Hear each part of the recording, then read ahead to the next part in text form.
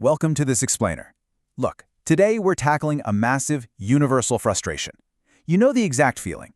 You spend hours and hours studying. You put in all this grueling work, but then you completely blank out when the exam is literally sitting right in front of you. If you've ever felt like your results just do not match the sheer effort you're putting in, well, you are in the exact right place. So let's kick things off with a bit of a hard truth. When you sit down to study, do you find yourself just staring at a textbook? Or maybe repeatedly reading over those brightly highlighted notes, just silently hoping that magically the information is going to stick in your brain, instead of actually closing the book and testing yourself?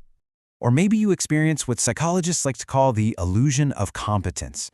You might feel incredibly productive sitting at your desk with your highlighters, your fresh cup of coffee, really putting in the time. You feel totally prepared until the actual test is right in front of you, and then bam, the panic sets in because the information is just gone. And honestly, this leads us to the most uncomfortable question of all. Deep down, do you sometimes feel like maybe you're just not smart enough? Like everyone else around you naturally gets it, and you're just somehow lacking that inherent intelligence? Listen, if hearing that makes you a little uncomfortable right now, that's actually a really good thing, because we are validating those struggles right here, right now, so we can completely dismantle them. Because here is the absolutely crucial takeaway. It is not you. It's the system. Struggling to remember is not a personal failure, it's not a lack of discipline, and it's definitely not a lack of intelligence. It is simply a biological reality of using the wrong tools. You're basically working against your brain's natural wiring instead of with it. To fix this, we're breaking down the exact methodology from this absolutely fascinating book, How to Study Like a Genius by Shadow. We're going to use the core insights from this text to radically shift your mindset from the exhausting idea of studying harder to the highly efficient, totally life-changing practice of studying smarter. Okay, let's dive straight into Section 1, The Real Problem with Studying. We really need to debunk the biggest myth in education right now, this idea of time spent versus learning done. Sitting at your desk for 5 hours absolutely does not equal 5 hours of actual learning. In fact, research shows our focus totally drops off a cliff after just about 50 minutes. Quality absolutely beats quantity here, because learning is measured by your understanding and your ability to recall information, not by the sheer amount of time you spend chained to your desk. And honestly, the difference between passive exposure and active effort is everything. Passive methods, like highlighting or endlessly rereading, they just create this false sense of familiarity. Your brain sees the page and goes, "Oh yeah, sure, I know this." But real learning, that requires the uncomfortable, active effort of retrieving information from scratch. Basically, if it feels too easy, you probably aren't actually learning. Moving right along to Section 2, How the Brain Actually Learns. Enter active recall. This is the process of physically closing the book and forcing yourself to retrieve information from memory. You know that intense mental struggle you feel when you can't quite remember a fact? That isn't failure. That is literally your brain strengthening its neural connections. Like we said, if studying feels comfortable, your brain probably isn't learning much at all. And here is a crucial rule you have to remember. Attention is the gate to memory. If you're constantly switching between your phone, an open browser tab, and your textbook, you aren't multitasking, you are task switching. Your brain isn't weak or lazy when it gets distracted, it's just reacting to a bad environment. Divided attention completely, and I mean completely, destroys memory encoding. All right, let's get practical with Section 3, the 4-step genius system.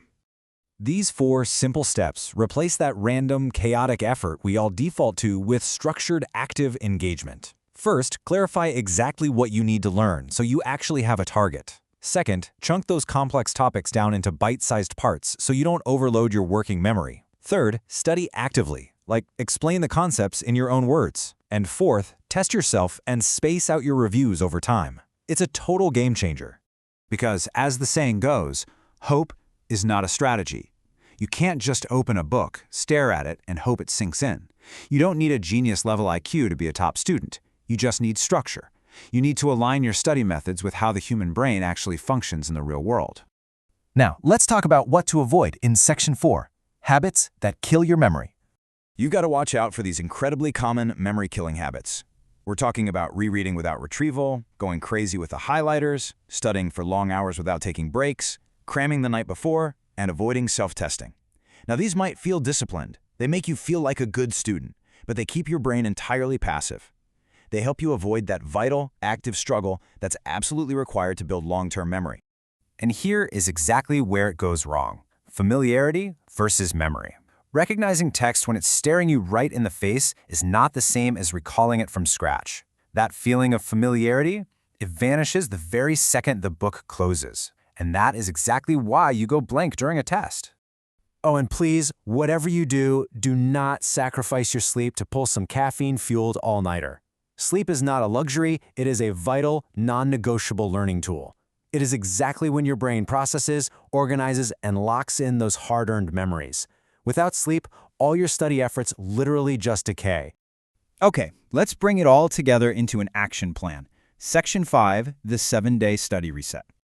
The good news is you don't have to overhaul everything overnight. You rebuild gradually. Day 1 is just diagnosing your current habits. Day 2, remove distractions. Literally, put the phone in another room. By day 3, you introduce active recall.